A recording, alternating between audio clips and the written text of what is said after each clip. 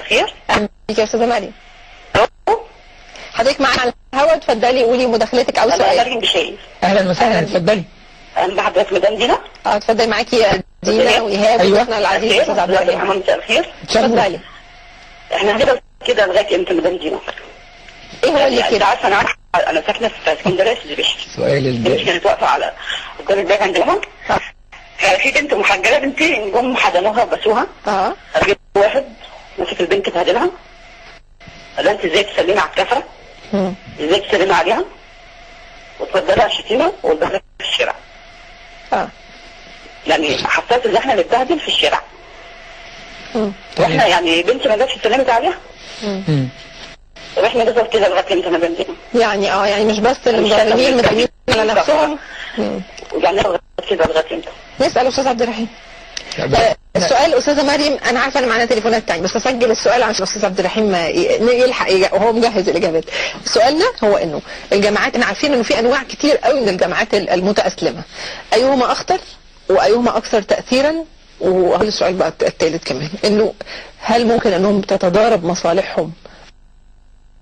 طبعا ده موضوع عويص وارجو انكم تخصصوا له حلقه كامله، لانه فكره التنوعات داخل الطيف الاسلامي تنوعات عديده جدا تبع بالسلفيين الذين يكفرون الحاكم الذي لا يطبق شرع الله، والسلفيه العلميه، وتنتهي بالاخوان المسلمين في ثم بعدها على طول اسماء الجماعات اللي هي في بقول لحضرتك في السلفيين بقى زي الجهاد مختلفه. لا السلفيين دي حاجه ثانيه خالص. ده مجموعه السلفيين لهم تنظيمها. تمام.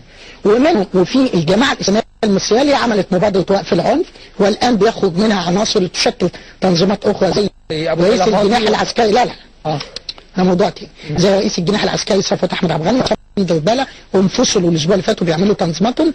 عندنا الجهاد اللي فيه مجموعات اخرى زي نعيم وغيره، وعندنا الاخوان المسلمين، وعندنا حزب الوسط اللي هو يعني افضل هذه الطيف رؤية سواء للأقباط أو للليبراليين أو لليساريين، وهو الحزب الوحيد القابل للتعايش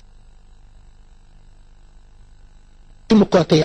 باقي الأطياف تختلف طبعا، أشدهم ضراوة هم الجهاديين أو السلفية الجهادية، ثم السلفية العلمية، ثم تأتي الجماعات الإسلامية المختلفة، ثم يأتي الإخوان المسلمين.